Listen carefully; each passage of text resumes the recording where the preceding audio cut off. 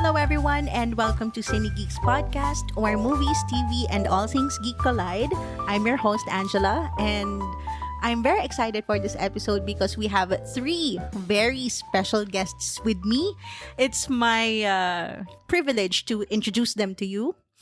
And to start off, I'd like to introduce one of my bestest friends in the world. He is a big fan of Drag Race since RuPaul's Drag Race and, of course, Drag Race Philippines. This is Norman. Thank you for that kind introduction. Akala ko sasabihin mo that I'm a drag queen myself. Anyways, hello everybody. Thanks for having me to be here in this podcast. Of course, another big fan of Drag Race and drag culture. Also, a podcaster from the Sunny Sesh podcast, Mathon.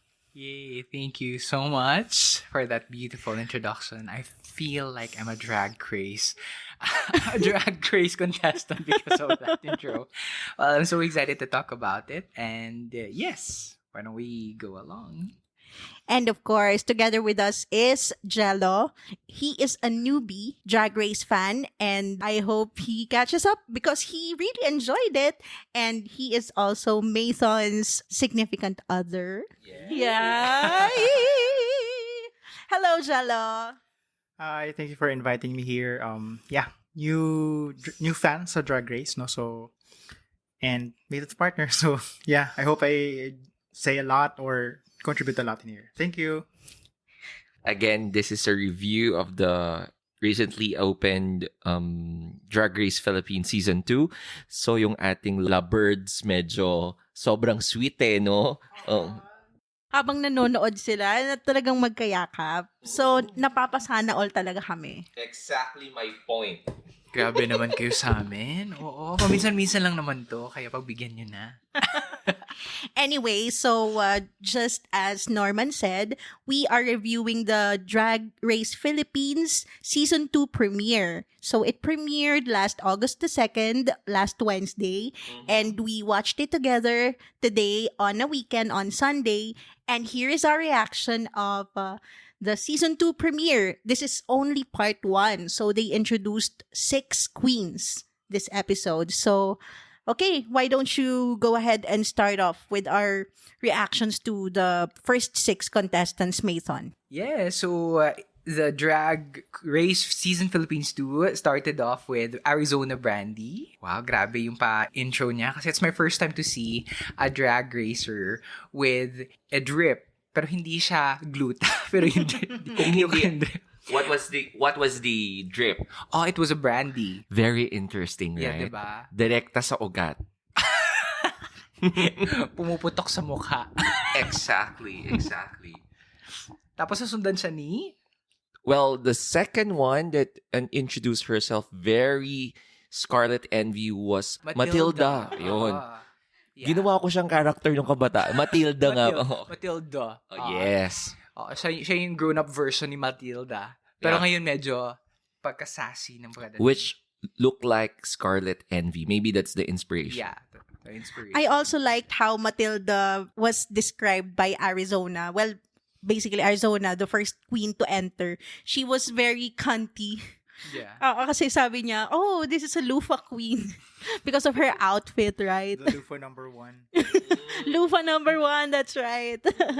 Anyways, who's next? Tiny Deluxe. What can you say, Jello, about Tiny Deluxe?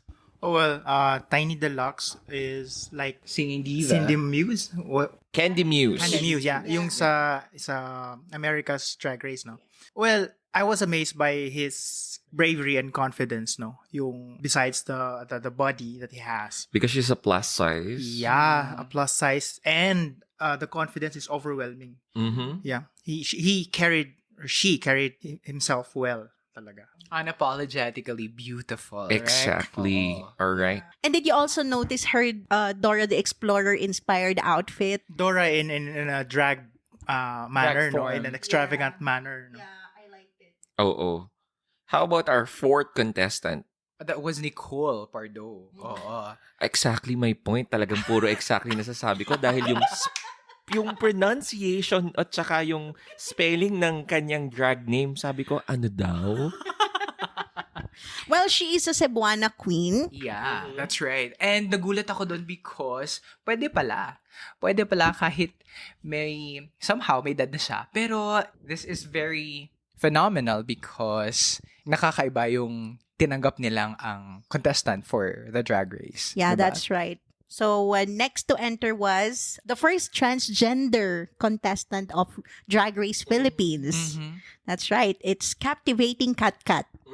And she is very much known in the drag arena dito sa Pilipinas, drag community here in the Philippines because she's also a transgender.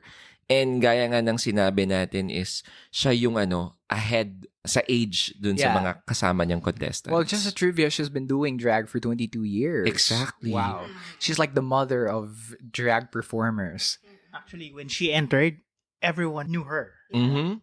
And the reverence of everybody That's when right. she entered the workroom. Workroom. Grabe. Yung respect was there and I love the energy nung pumasok siya. Parang, everybody felt her presence. Yeah, she was the one who carried like a standee, right? Yeah, that's right. Yeah, With I a like shark. her.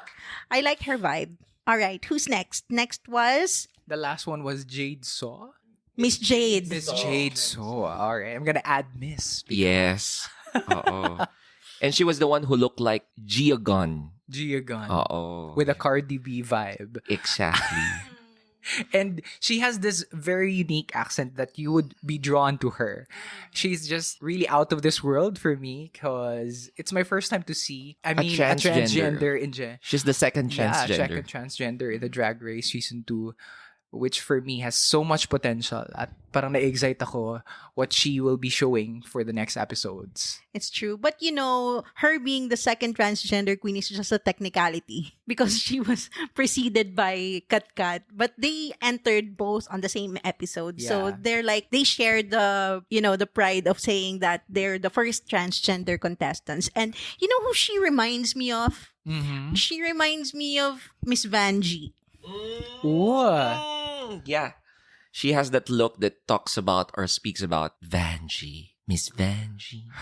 Miss Vanjie. Something like that. Grabe yung entrance nila, no? Yeah, that's right. And as we see them enter the workroom, si Mama Pao also entered the workroom after. At pansin naman nating lahat that there has been improvement. Yeah. Sabi nga niya, may budget na kami. It's very apparent. You could see with the color combination from the construction of the workroom, from the new tables, for everything. That's Sobrang improve. Halatang-halatang nakaka-LL na ang Drag Race Philippines. At hindi lang may budget doon sa production, mayroon din silang budget in terms of her looks kasi 'di ba?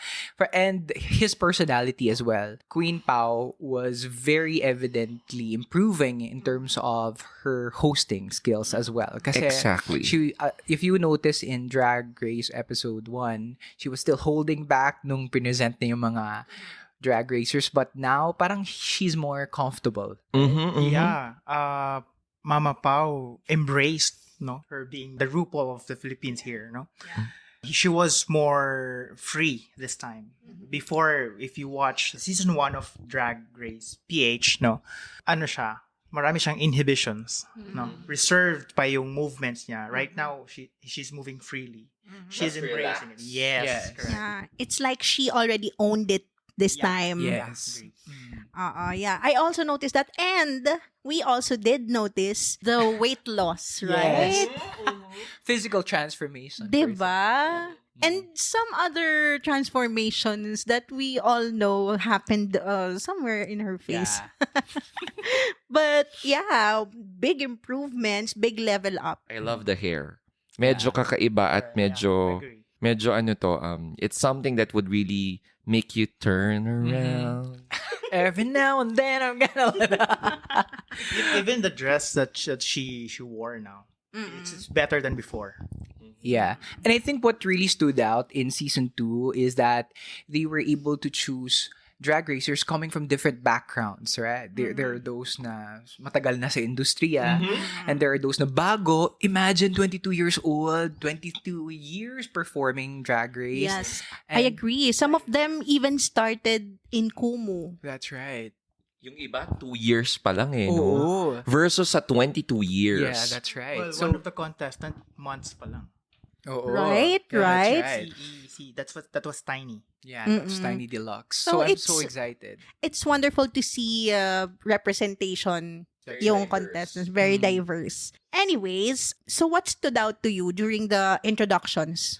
Well, to me, stood out very much was, of course, Arizona Brandy. Ah, Because he reminds me, or she reminds me of Detox, that's one. And walking inside a workroom that is very popular talaga with the F. Popular nawid in na ako the... dun sa Fapula. Yes, popular. Very renowned worldwide is yung meron nga siyang drip. Yeah, That's one. that's right. Second to me is, of course, captivating Cat Cat. Mhm. Not because of the shark, but because she really looks like a tita from Japan who came home. That's right. How about you, Zello? For me, Miss Jade. So, for me, she was the most chill in the workroom. No, she was carrying herself with confidence, Yeah. with ease. No, Mhm, chillax mhm. lang siya. Yes, yes. So who stood out to you most, Mathon? I think that was captivating Cat Cat. She was really captivating. And in her entrance look, everybody will be drawn to her. And this reminded me of Mystique from X-Men. I love Mystique. You know, I love her personality. And I think that she's going to embody that in the future episodes. Maka I love Mystic naman to. Close kayo. Yeah, she writes letter and tapos napaparamdam siya sa akin sa dreams ko. She eh. emails you yeah. pala. Nakasisi. Mm-mm. Si captivating Cat yung captured you talaga. Yeah. She captivated you. Yeah, she was really captivating. Mm-mm. Ako pala, before I forget, Arizona Brandy, captivating Cat. I also like Matilda. Yeah. Kasi yung Maldita yung naiisip ko sa kanya, pero Matilda. Matilda. Yun, I like yung ano niya, yung entrance niya din. Mm. And your name was unique, Matilda. Yeah, I'm gonna have this bold prediction that Miss Jade So will be a fan favorite. Yeah, that's right. I think she will go down in history as like the Pinay Miss Vanjie. Miss Vanjie. Yeah. Nakamukha ni Gigi Gunn. Yeah. Gia Gun. Yeah. Gun. Okay, so guys, their first mini challenge for this season was a photo shoot by BJ Pascual. So, what are your thoughts or reactions about this segment? Let's start with Norman. I first would like to comment on how BJ Pascual has improved himself and how he became very attractive. Yeah, I know. Yun. That's one. And I was surprised actually with the kind of photo shoot that they were going to have or they had because may involvement ng isang tarantula na I don't know if was it a tarantula basta non-poisonous kind of spider. Arachnid. Because an arachnid is not an insect. Oh, may natutunan sila sa atin ngayon. Wow, science kid. Yes. Oo. So, The queen who won the challenge was Matilda. Matilda. Yeah, but you know what this mini challenge reminded me of? Para siyang Fear Factor. Oh, yeah. Diba? That's right. Anyway, it's very hard. I couldn't imagine taking a photo na merong tarantula na Crawling. gumagapang sa mukha mo. That was very scary. medyo na captivate ako ng tarantula. Hindi ko ba nataranta Oo, sa tarantula. Kasi sa amin, tarantula lang. Well, pareho ako ng feeling on or my emotion towards having a photo shoot with a arachnid. Parang ang hirap nga naman nun, di ba? Of course, the hair of the arachnid would be upon you. Medyo nakakatakot yun. At saka, nasa mukha nila. That's the thing. It was put on their face and it was walking, crawling. Yes. I don't know kung ano pang tamang verb na gamitin, pero it was very near to every contestant nung araw na yon.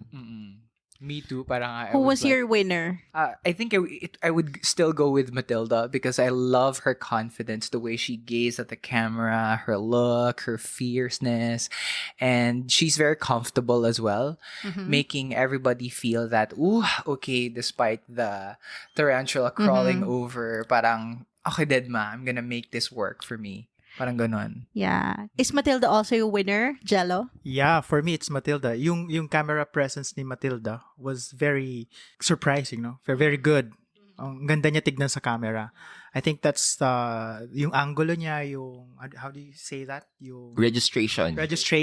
and the way he projects, the way she projects is really really good.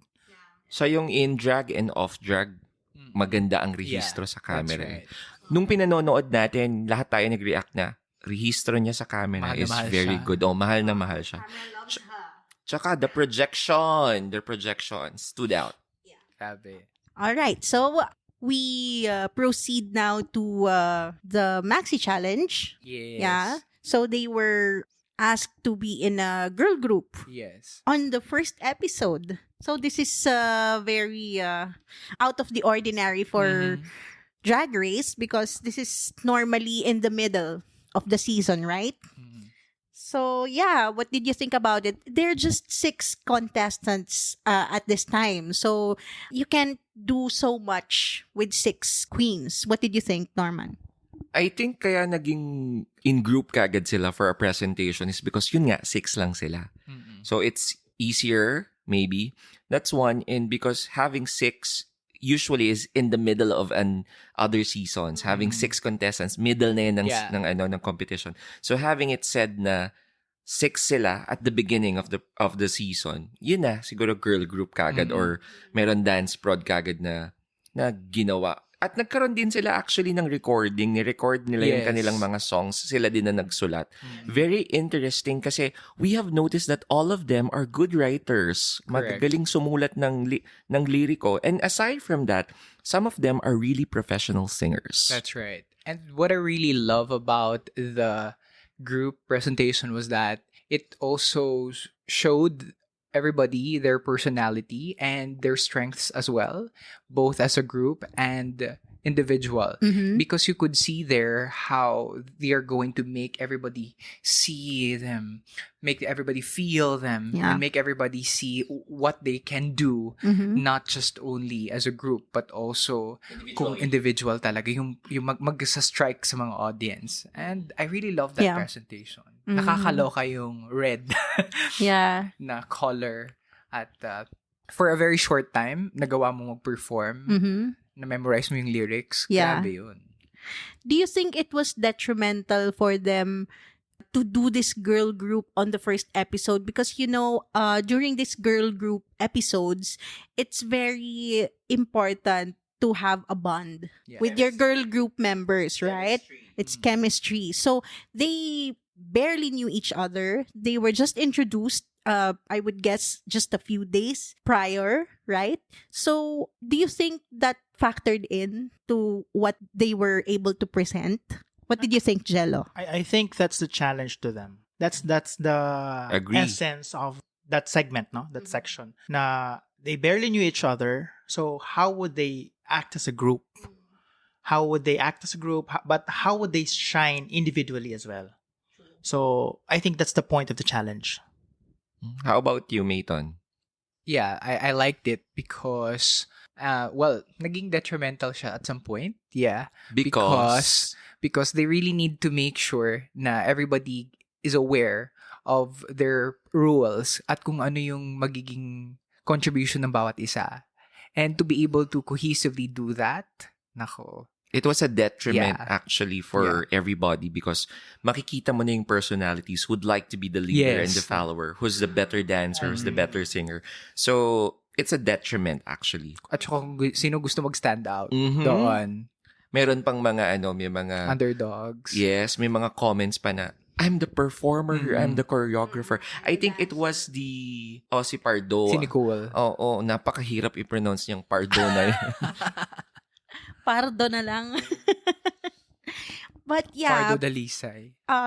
just my take on this is that, I know that they're trying to mix it up by putting the girl group on the first episode, but I think that was a wrong decision on the production's part Yes. because they're just introducing themselves. Kasi parang hindi rin masyadong masaya si Mama Pao on the performance. Kasi nga, girl group is usually pinapakita kung paano sila mag-work together as a group. That's after they establish themselves. That's after they really, introduce themselves kung ano yung identity nila dun sa competition. And I think they weren't given that chance because parang they have to blend in a group agad. Parang That's too right. early. Too early, yes.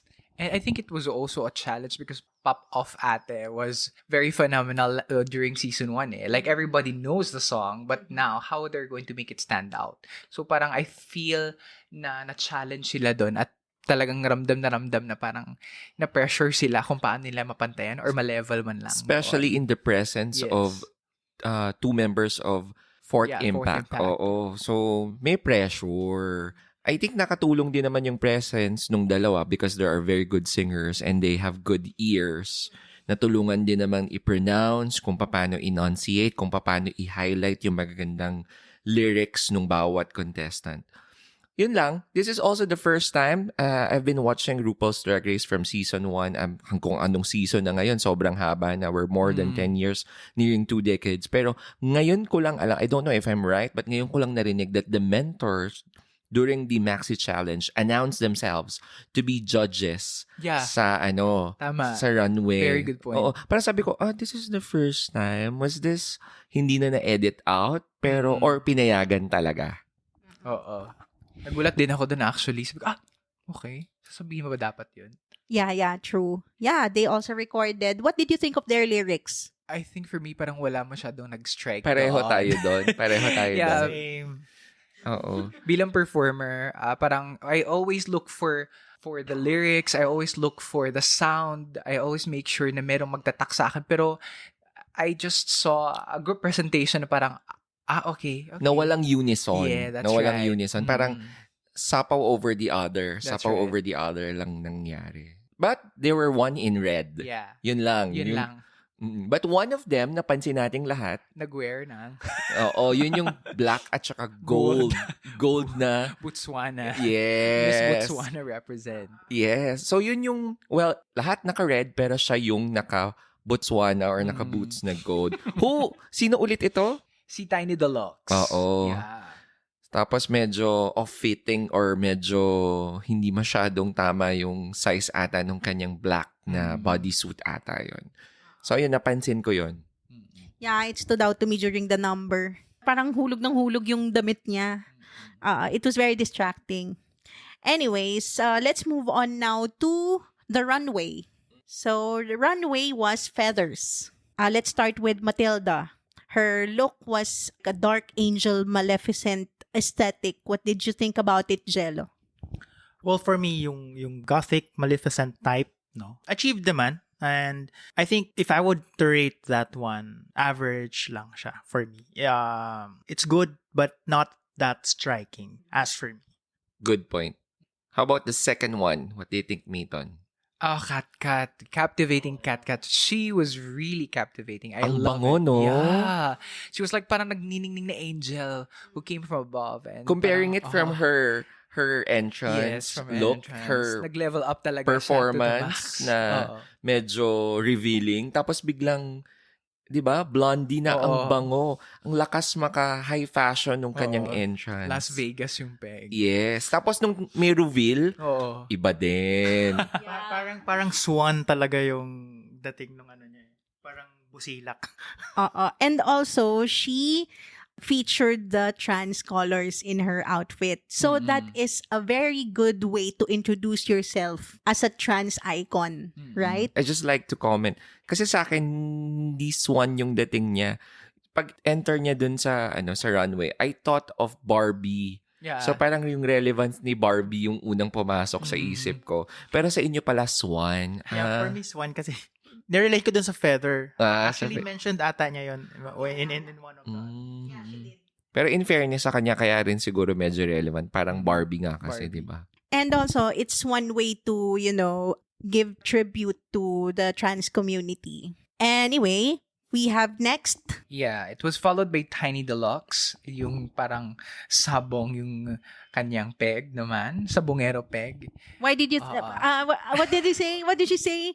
Because she likes... Because she likes, I'm not sure. I'm not sure if I can say it out loud, pero It's okay, this is not for kids. this is not for kids because she likes the letter C. You blur it out. Go. Yeah, because she likes. Blur a podcast. So she likes... She likes the what? I'm dalagang Pilipina. I can't say it. You say it na lang. Hindi, kasi yung father niya daw, Yeah, sabongero. sabongero. Yun yung inspiration niya. Kaya mahilig siya sa rooster. Right? Correct.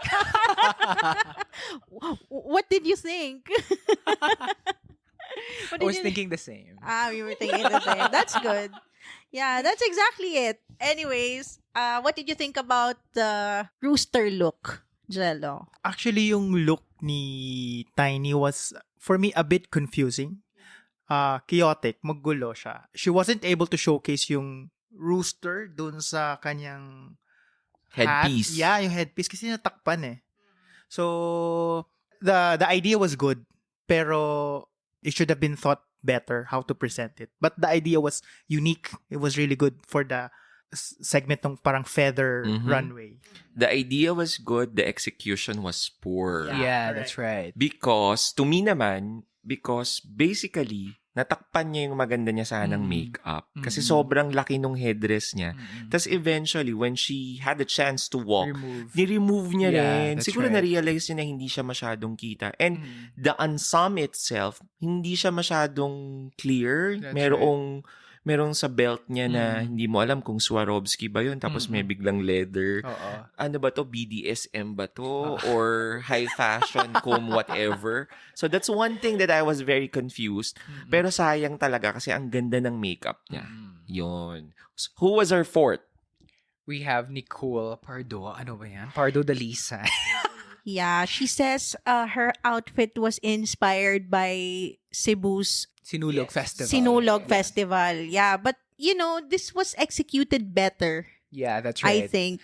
If it was a Sinulog concept, I was looking for more of kind of medyo ancient type na presentation at Tietihan na merong Santo Niño or whatsoever. Yeah. Kasi Sinulog Yeah. Pero wala akong makitang relevance doon masyado sa Sinulog na sinasabi niya. So, And for a drag show, this was too minimalist. Actually, for me, it was underwhelming. Kasi when you say sinulog, it should be extravagant. Bongga dapat. Yeah, Mhm. correct. Tsaka yung kanya kasing brand is, siya, di ba? MILF, tita. yeah, Tita. Milf, ang- tita. Mm. So sa akin naman, hindi masyadong nag-stood out yung kanyang outfit. Basically because hindi mukhang feathers yung kanyang accessories. Parang recycled Oo, items. no? parang alam mo yung sa sa school, yung Oo. gumawa ng damit galing sa mga... Recycled materials. Yeah, so parang instead of having it feathers, parang mga mga soft drinks, empty bottle, empty yung dating na bottles. in-spray paint, hindi Oo. talaga siya mukhang feathers. Parang sabi ko, walking cabinet ba to? At nagulan ako sa combination niya, ng kulay niya. Exactly. Yeah. Mm. Parang hindi siya aesthetically designed. Mm-mm. Ayan. At next is Arizona, I think. Yeah? Okay. Arizona Brandy, her concept was a very, very orange dream catcher. What did you think, Mathon? I love it. I love orange. Kasi parang nung medyo malayo, hindi ko pa ako masyado na-appreciate. Pero nung nag-close up na siya, sabi ko, oh my God, that was amazing. Kasi parang unique yung, for me, orange, para piliin mo. Napaka-bold mo para piliin yung ganong kulay. Sinabi niya nga favorite color niya daw blue. Hindi, orange talaga yung favorite color niya. Pero to me naman, Arizona Brandy, okay yung outfit niya kasi it represented a phoenix to me. Mm-mm. And stood out. Kasi orange ba laman yung piliin mo? It was very good. Pero kung titignan mo, parang lulubog kasi yung iba ang lalaki ng mga damit. Pero siya ang nagdala sa kanya yung kulay. Yeah, that's right. At nung nagsama-sama na silang grupo, parang, okay, kita mo pa din si Brandy. Actually, kasi yung kulay niya, parang amber orange type, amberish. Kasi it's the color of brandy. Oh. Yeah. May matalino tayong kasama. Oo nga eh. You connected those dots. Wow. Pero yeah. Yun yung siguro yung result ng kakainom niya ng brandy. Kaya Pero again, she didn't forget that this episode is their introductory episode. So Yes. they should really, make their brand stick. and maa-identify sila dun sa color nila, 'di ba? Or dun sa name nila. So, she thought it out talaga. Pinag-isipan niya lahat ng outfits niya and kino-connect niya dun sa kanyang persona. Yes, that's Yeah. right. Okay, so our last queen to enter the runway was Miss Jade So. Yeah, Miss Jade So. She came in with an Ibong Adarna concept naman. Which for me was, oh my God, kakaiba. Kasi she presented something different because she had her eyes changed dun sa kabila. Merong ibang kulay. Tapos meron din dito na medyo bare. And nang lumabas na siya, parang nagulat kami. Nagulat tayo kasi sa group presentation nila, masyadong revealing. Pero when she came in with that concept, parang, medyo nag-reserved siya something for herself. Well, for Miss Jade, so yung runway dress niya, actually, it was like telling a story.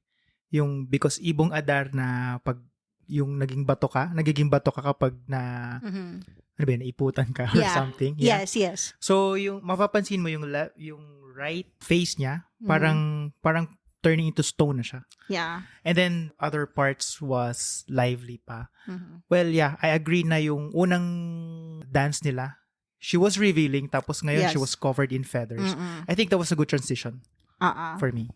It was pointed out by Kalad Karen din eh, 'di ba? But to me, it didn't look like an Adarna. It looked like a sari manok. Exactly. That's what I wrote on my notes. Sari manok, yung lumalabas sa TV before. Yeah. Pag sign off na ng isang stasyon, that's one. Tapos hindi ko na gets actually kung hindi sinabi ng judges or ni Kalad Karen ata or ni Jiggly Calian, I don't specifically remember who said it, na yun pala yung concept niya, yung pagiging bato. Pag nagkaroon ka nga ng ipot, magiging bato ka. Kasi akala ko banlag lang yung peg niya. Alam mo, o kaya nakatarata yung isang mata. Sorry. Sa totoo lang, yun talaga yung naging effect niya sa akin. To me, it was a brilliant idea to showcase Ibong Adarna. We all studied Ibong Adarna during our high school days. It's one of our favorite literature piece. However, the execution to me wasn't that good. I mean, okay, she was covered nung kanyang runway look, nung kanyang presentation, so revealing, merong variation, pero yung execution niya dito, siguro in person or as you see it live, mas maganda siguro. Pero ito hindi ko talaga masyadong parang, anong meron? Yeah. When you need to explain your look, yeah, that's a sign Yes. na your message is not getting across. Exactly. So parang, ang tingin ko ano ba to? Para ba tong zombie apocalypse ba tong sari manok look na to? Yun sa akin Or maybe she just wants to showcase din naman na she's not just a hubadera. She also reads. And she has a different side. Yeah. Anyways, so that's it for the runway. The safe queens were Matilda, Captivating Katkat, Miss Jade So, and the winner of the Maxi Challenge was Arizona Brandy. Yeah. Pambato ng mga numonomo. So that leaves Tiny Deluxe and Nicole Pardo at the bottom to lip sync for their lives. That's right. What did you think of the lip sync? First, they lip sync to the song of Fourth Impact. The song was good. However, I think The lip sync was? the lip sync presented well, rather. Because I think they were not able to memorize the lyrics. At medyo nakukulangan pa ako dun sa giggle. I was looking for the giggle. At saka, the yearning to yeah, win. the yearning to win. And I only saw that with Matilda, I think. So, Kay Nicole, hindi mo masyadong nakita. no. Kay Tiny rather. Kay Tiny Deluxe. She was trying to prove na, there's something that I still can give. Pero kay Nicole, parang hindi ko masyadong na-enjoy yung performance niya doon. Kasi di ba naging comment din kay Tiny Deluxe na hindi niya masyadong kabisado yung tumalikod siya when she was introducing herself. Yeah. Parang dito din sa kanilang sa kanilang lip sync, hindi rin niya masyadong kabisado yung kanta. Kasi parang tuminga, parang kino-choreograph para hindi mahalata. Yun. Tapos, yung kanilang, kasi diba sa Drag Race, most often than not, merong mga reveal or may mga pasabog, di ba? parang yung paghubad nila ng mga headdresses nila Ang was bilis. ang bilis. It was Oo. too early for them to do that. Pero sa inyo, Mathon, Angelo, Mathon, kasi mas gusto ko yung Mathon eh.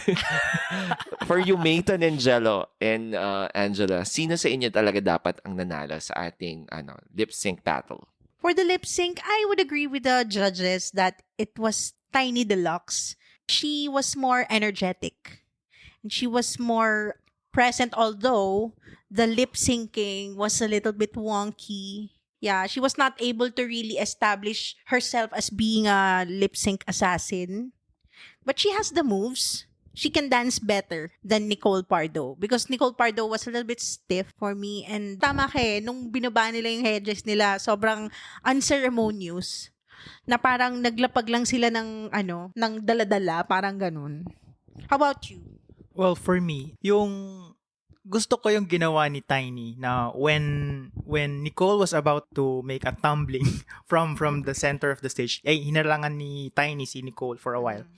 Parang it disrupts yung may ipapasabog si Nicole tapos ininterrupt niya yon.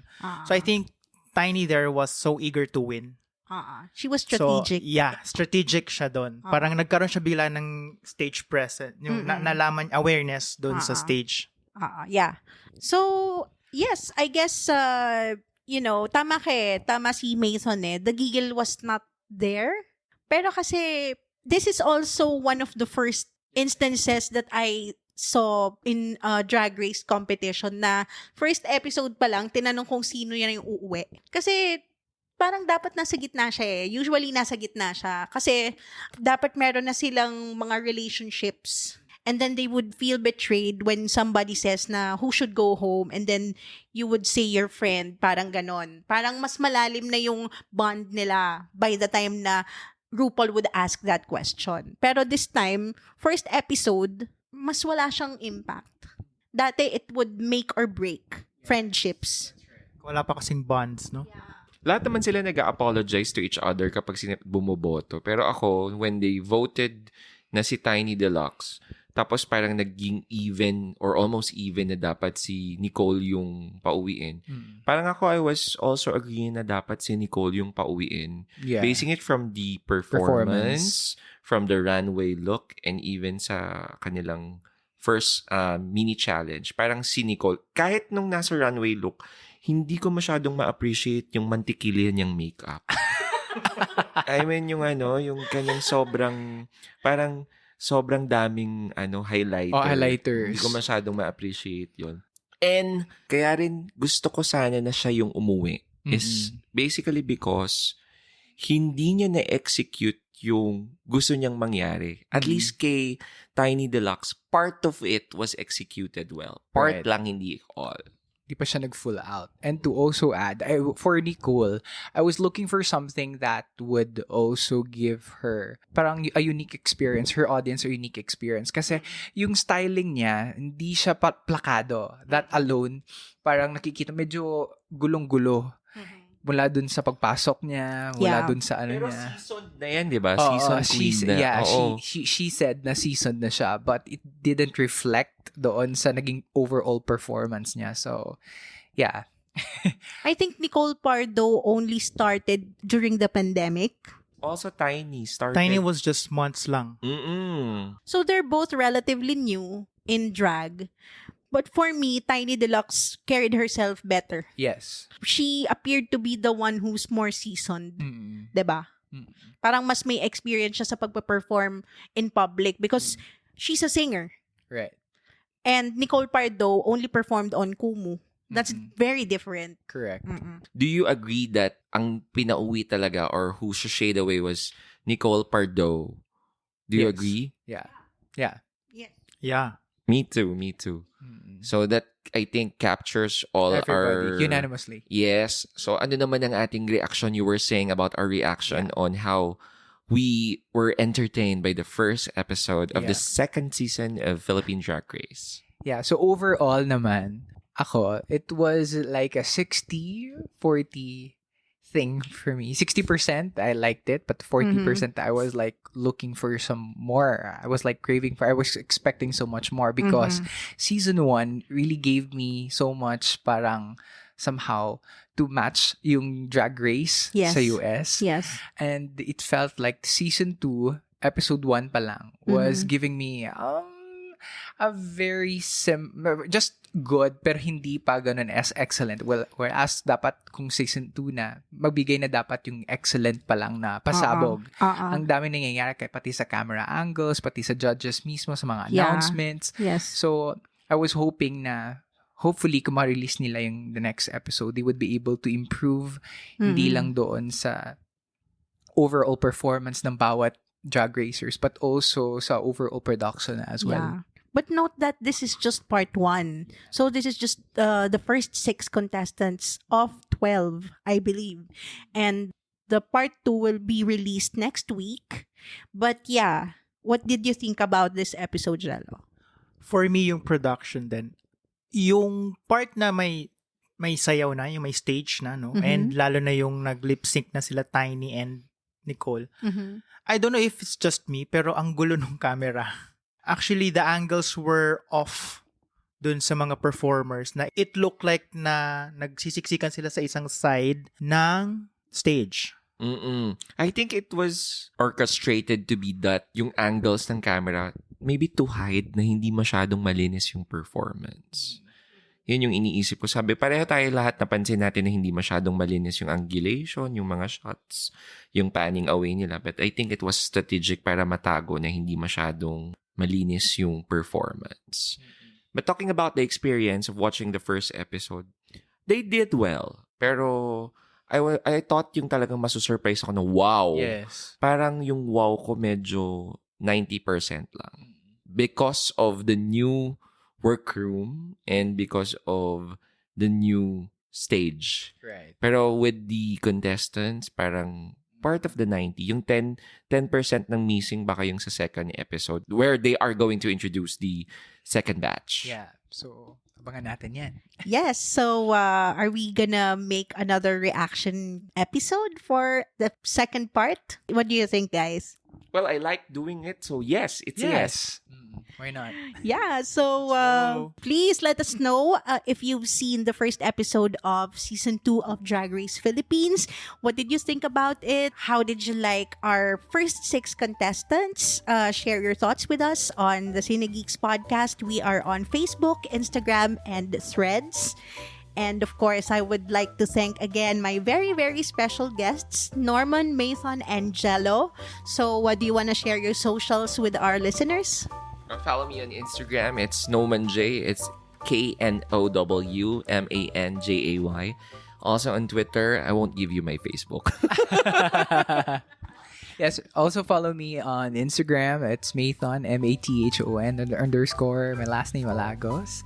And also, please do listen to my podcast as well. I have my own Yes. podcast with my kasani Abby, The Sunny Sesh, which is also available on Google Podcast and also Radio Public. And we release episodes every Thursday. And thank you. Okay. Just follow Mathon and you'll see. Is that a couple account? Yeah.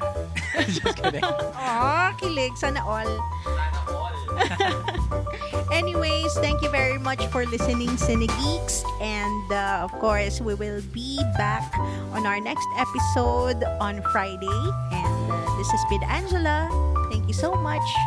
Thank you. This is Cinegeeks, where movies, TV, and all things geek collide.